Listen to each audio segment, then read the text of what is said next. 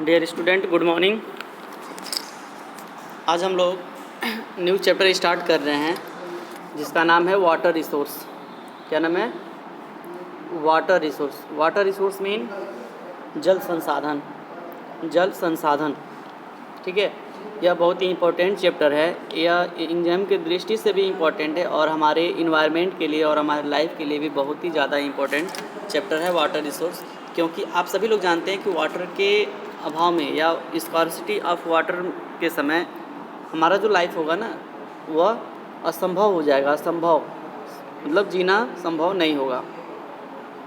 देखिए, पहले आपको रिसोर्स के बारे में कई बार मैंने आपको डिफिनीशन नाइन्थ में भी बता चुका हूँ और 10th में भी मैं जब रिसोर्स एंड डेवलपमेंट पढ़ा रहे थे उसमें आपको बता चुके हैं कि व्हाट इज़ रिसोर्स। तो the resource is a thing which fulfil the need of human. Resource वह होता है जो मानव की आवश्यकताओं को क्या करता है, पूरा करता है। और वाटर आप तो जानते ही हैं पानी के बारे में, ठीक है। तो चलिए हम लोग इसको स्टार्ट करते हैं। बहुत ही इंपॉर्टेंट और इंटरेस्टिंग चैप्टर है ये। देखिए, इसमें जो हम लोग को पढ़ना है मुख्य रूप से वाटर रिसोर्स में वह पढ़ना है हाइड्रोलॉजिकल साइकिल।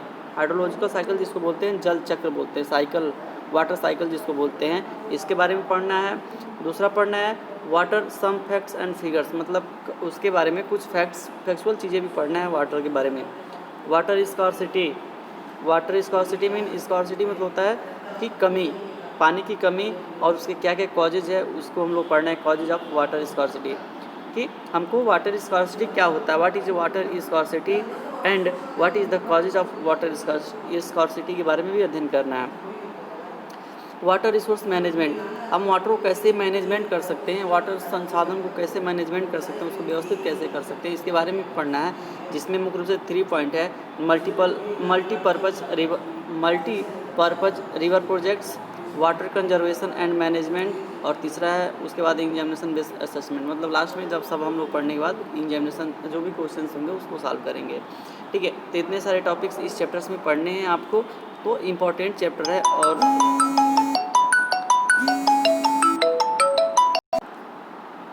ठीक है, तो हम लोग इन सारी टॉपिक्स के बारे में इस चैप्टर में अध्ययन करेंगे। चलिए हम लोग स्टार्ट करते हैं। Our earth is called blue planet. Our earth is called blue planet because of existence of water. Almost 3/4 of the earth surface is covered with water. देखिए, हमारा जो सोलर सिस्टम में जो अर्थ है, अर्थ पृथ्वी जो हमारा है वह स्पेशल प्लेनेट है। स्पेशल इसको बोला जाता है क्यों? क्योंकि इसी एकमात्र ग्रह पे मानव की उपस्थिति है, मतलब जीव जंतुओं की उपस्थिति है, पर्यावरण की उपस्थिति है। और जो भी हमारे सोलर सिस्टम में प्लेनेट्स हैं उस पर मानव जीवन और इन्वायरमेंट की कोई उपस्थिति नहीं है, तो इसलिए इसको स्पेशल प्लेनेट के नाम से जानते हैं। दूसरी चीज़ कि इसको हम लोग ब्लू प्लेनेट के नाम से भी जानते हैं। ब्लू प्लेनेट, ब्लू मतलब नीला ग्रह। अब नीला ग्रह क्यों कहा जाता है, सबसे एक टॉपिक है कि नीला ग्रह क्यों कहते हैं। तो नीला ग्रह इसलिए कहा जाता है क्योंकि वाटर की उपस्थिति के कारण। किसके कारण? वाटर। क्योंकि आप अगर बहुत हाइट पे चले जाएंगे और ऊपर से जब देखेंगे तो हमारा जो पृथ्वी दिखाई देगा ना बिल्कुल ब्लू दिखाई देता है, नीला दिखाई देता है। इसीलिए वाटर के प्रेजेंट के कारण, एक्सिस्टेंस ऑफ वाटर के कारण इसको हम लोग ब्लू प्लेनेट के नाम से जानते हैं, ठीक है। तीसरी क्वेश्चन यहाँ से आता है। देखिए, ये सब मल्टीपल चॉइस में क्वेश्चन है कि स्पेशल ग्रह किसको कहते हैं, ब्लू प्लेनेट कौन सा ग्रह है और किस कारण से कहा जाता है, ये भी सारे क्वेश्चंस हैं। तीसरा है, ये भी क्वेश्चन पूछा जाता है कि हमारे अर्थ के कितने पार्ट्स पे वाटर है। तो अगर परसेंटेज में पूछता है तो लगभग 71% या 70% के ऑप्शन में दिया रहेगा, 71% या 70%। और अगर आपको फ्रैक्शन में पूछेगा तो 3/4 मतलब 4 हिस्सा में से कितना हिस्सा, पृथ्वी के 4 हिस्सा में से 3 हिस्सा क्या है, जल से घिरा हुआ है, ठीक है। तो यह एक लाइन का इतना एक्सप्लेनेशन है। But only a small proportion of it account for fresh water that can be put use. देखिए, इतना वाटर है हमारे लगभग 70% के आसपास वाटर है, लेकिन इसका बहुत ही कम परसेंट, लगभग 1% भाग ही क्या है हम यूज कर सकते हैं। वह फ्रेश वाटर के रूप में है। 1% ही, 1 से 2% ही हम क्या कर सकते हैं, यूज कर सकते हैं, और सारे वाटर को हम यूज नहीं कर सकते, क्योंकि सैलिन वाटर है, बहुत सारे रिवर पॉल्यूटेड वाटर है। मतलब जो पानी है ना, वो कहीं हिम के जगह, हिम के रूप में है, कहीं रिवर नदियों में है, किसी समुद्र में जो है वह सैलिन है, साल्ट वाटर है। तो इस तरह से अगर फ्रेश वाटर की बात किया जाए तो बहुत ही कम पोर्शन है, लगभग 1% के आसपास, ठीक है। This fresh water is mainly obtained from surface runoff and groundwater that is continually being renewed and rechanged through the hydrological cycle. Hydrological cycle, देखिए जो 1% जो फ्रेश वाटर है वह किस किस रूप में है। आपसे क्वेश्चन पूछता है कि 1% जो वाटर है या बहुत कम जो वाटर फ्रेश वाटर है वह किस किस रूप में है। तो सबसे पहला वो है हमको रेन से प्राप्त होता है, रन ऑफ से, मतलब बारिश से प्राप्त होता है। दूसरा ग्राउंड वाटर, जो धरती के नीचे जो पानी होता है, धरती के नीचे मान लीजिए हमारा सरफेस है तो हम पाइप्स के द्वारा पानी निकालते हैं ना नल में, तो इधर जो ग्राउंड वाटर है, ग्राउंड वाटर एक इसके रूप में हमको फ्रेश वाटर मिलता है। और तीसरा जो है वह है हाइड्रोलॉजिकल साइकिल, मतलब अगर हाइड्रोलॉजिकल साइकिल जो रिसाइकल होता रहता है वाटर, उसके माध्यम से हमको फ्रेश वाटर की उपलब्धि होती है। तो इस तरह से हमको फ्रेश वाटर मिलता है। तो यहाँ कई सारे क्वेश्चन आपको देखने को मिला कि हमारे अर्थ पे कितना जल है, तो 3/4 है। ब्लू प्लेनेट किस प्लेनेट को कहा जाता है, तो अर्थ को। स्पेशल प्लेनेट किसको कहा जाता है, तो अर्थ को, ठीक है। तो ये सारी चीज़ें आप यहाँ पे जान। अब हम लोग पढ़ेंगे hydrological cycle. Hydrological cycle mean वही जिसको साइकिल बोलते हैं, वाटर साइकिल के नाम से भी जानते हैं। The change of water from liquid form to gaseous form and then to solid form again to the liquid form is known as hydrological cycle. देखिए ये प्रोसेस ऑफ चेंज वाटर है, मतलब पानी के बदलने वाले रूप हैं। जैसे आप जानते हैं कि इसको समझने का प्रयास करिएगा, बहुत ही आसान तरीके से मैंने आपको समझाने का प्रयास करूँगा। ये मान लीजिए हमारा सरफेस है, वाटर है, ठीक है। यह इवेपोरेशन का प्रोसेस जब होता है, वाष्पीकरण, तो ये सब क्या होता है, ऊपर उठता है, ठीक है, ऊपर जाता है। फिर ऊपर जा कर के यह ठंडा होता है, क्या होता है, ठंडा होता है, मतलब कंडेंसेशन की प्रोसेस होता है। ये इवेपोरेशन है जब जल वाष्प बनकर ऊपर उठ रहा है, लेकिन ये बहुत हाइट पे जा कर के यह कंडेंसेशन होगा। कंडेंसेशन मीन बादल का संघनन होगा, और इससे क्या बनेगा, बादल का निर्माण होगा। और बादल का निर्माण होगा, फिर से क्या होगा, यह बादल के रूप से धीरे धीरे क्या होगा, बारिश के रूप में नीचे गिर जाएगा। देखिए ये साइकिल के रूप में हो रहा है ना, इसको फिर समझिए। मान लीजिए ये आपका ये वाटर है, इवेपोरेशन हुआ, इवेपोरेशन की प्रोसेस हुआ, ठीक है, और इससे बादल का निर्माण हुआ, और ये फिर से बारिश के रूप में हुआ। तो पानी जहाँ से स्टार्ट हुआ था, यहाँ से पानी वाष्पीकरण के रूप में ऊपर उठा था, फिर बादल बना, फिर वो पानी क्या हो गया, धरातल पे आ गया। और ये प्रोसेस हमेशा चलता रहता है, ऐसे प्रोसेस ये हमेशा चलता रहता है, इसीलिए हम इसको बोलते हैं हाइड्रोलॉजिकल साइकिल, ठीक है। तो यह वाटर के फॉर्म को चेंज करता है। लिक्विड्स, यहाँ लिक्विड था, लिक्विड से गैसेस में हुआ, गैसेस से फिर सॉलिड हुआ, सॉलिड से फिर इस लिक्विड हुआ, लिक्विड से फिर धरातल पे आ गया, पानी मिल गया।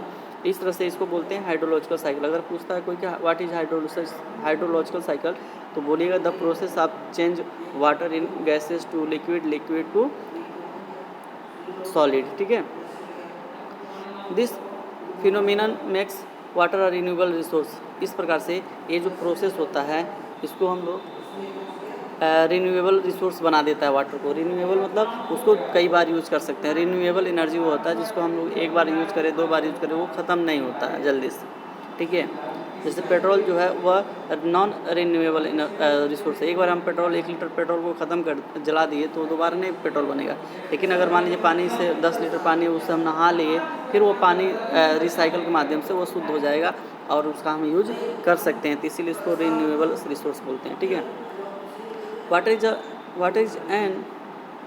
is in a continuous process of changing its geographical position and physical state। हमेशा पानी, वही हम आपको बताएं कि पानी का जो फॉर्म है, रूप है, वो हमेशा चेंज होता रहता है। कभी लिक्विड में फॉर्म में होता है, कभी सॉलिड फॉर्म में होता है, कभी गैसेस फॉर्म में होता है, ठीक है। वह किस प्रोसेस में? हाइड्रोलॉजिकल साइकिल में।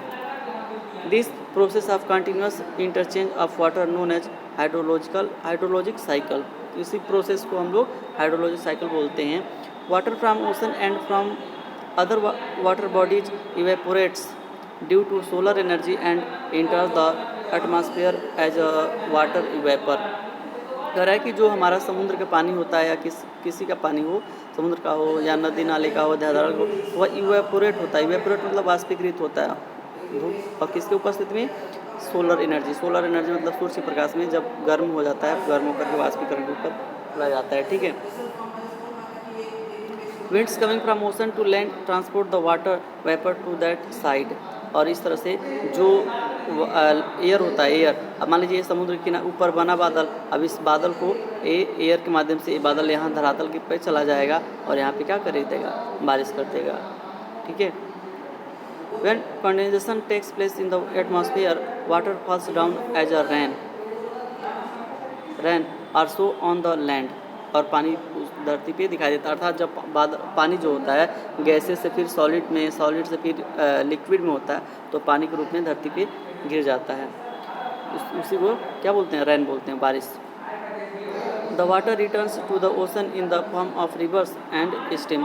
देखिए वो पानी यहीं नीचे से चला था, फिर ये पानी नीचे आ गया। So water is always in the process of changing it's form. इसलिए कहा जाता है कि जो वाटर होता है वो अपना हमेशा रूप क्या करता है? चेंज करता रहता है। So the hydrological cycle means the movement of water from ocean to air, from air to land and from land back to the ocean. देखिए इस क्या होता है? पहले ओशन से एयर में गया, एयर से फिर लैंड पे आया और लैंड से फिर देखिए ओशन से कहाँ गया? एयर एटमॉस्फेयर में गया, एटमॉस्फेयर से फिर सर्कल होकर कंडेंसर प्रोसेस में फिर लिक्विड में बदला, लिक्विड से फिर धरातल पे आ गया, धरातल से फिर ये पानी समुद्र में चला गया। तो इसी प्रोसेस को हम लोग हाइड्रोलॉजिकल प्रोसेस बोलते हैं। 10 hydrologic cycle makes water a renewable resource. अभी फिर से मैं आपको बताया हूँ, इस फिगर को देख लेते हैं, फिगर दिया हुआ है, देख लीजिए। ये आपका वाटर स्टोरेज है। यहाँ से वाष्पीकरण हुआ, नदी के माध्यम से, फिर क्लाउड्स बना, क्लाउड से फिर आया सोर्स सनलाइट में और इवेपोरेट हुआ, यहाँ से इवेपोरेट हो रहा है, यहाँ से भी हो रहा है, और इस तरह से करके बारिश फिर से कर दे रहा है। बारिश देखिए, बादल बना करके बारिश कर दिया। सिंपल समझें, यहाँ देखिए इवेपोरेट हो रहा है, इवेपोरेशन प्रोसेस हो रहा है सोलर एंड रेडिएशन के समय, और यहाँ से चल करके हवा के माध्यम से ये बादल यहाँ पर पहुँच गया और बादल यहाँ से बारिश कर दिया, फिर ये नदी नालों के माध्यम से पानी फिर से समुद्र में आ गया। इसको हम लोग बोलते हैं water cycle.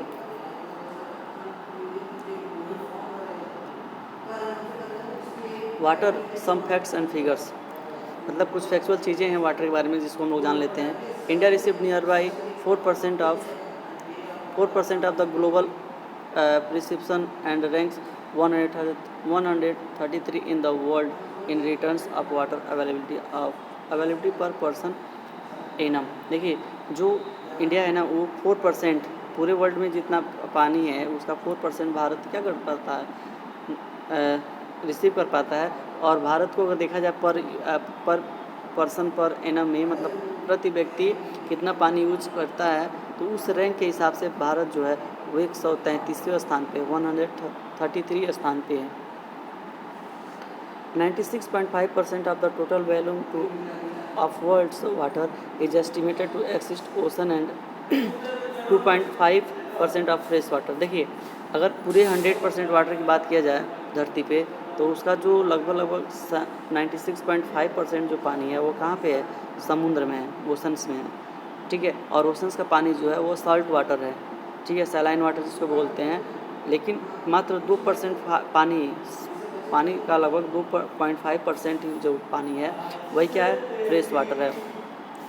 70% of fresh water occurs as ice sheets and glaciers in Antarctica, Greenland and mountainous regions of the world. देखिए अब ये 100% में से 96.5% महासागरों में हो गए, 2.5% फ्रेश वाटर हो गया।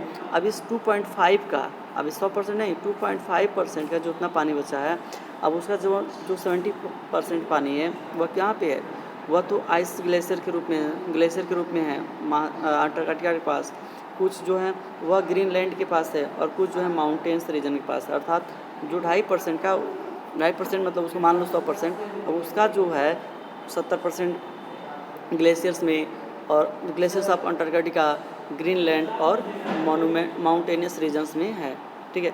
30% of water is stored ground water in the world acquires. देखिए, और उसका जो 30% है वही ग्राउंड वाटर के रूप में हमारे धरती के नीचे है।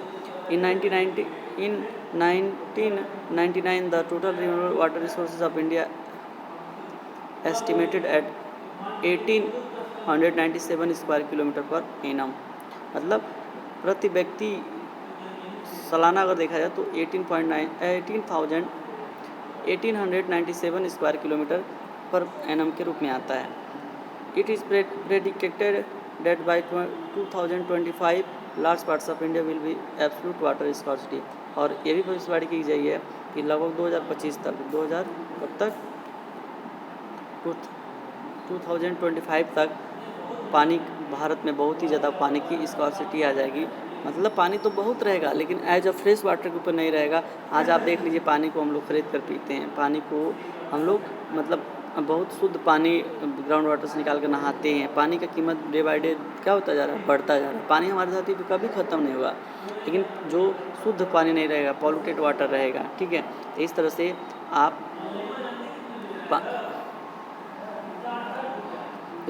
ये जो भी वाटर साइकिल था, या जिसको बोलते हैं हाइड्रोलॉजिकल साइकिल, तो आप समझ गए होंगे। मैं उम्मीद करता हूँ कि आप समझ गए होंगे। इसका जो नेक्स्ट टॉपिक है वाटर स्कार्सिटी, उसको हम लोग कल पढ़ेंगे। ठीक है, नेक्स्ट क्लास में पढ़ेंगे।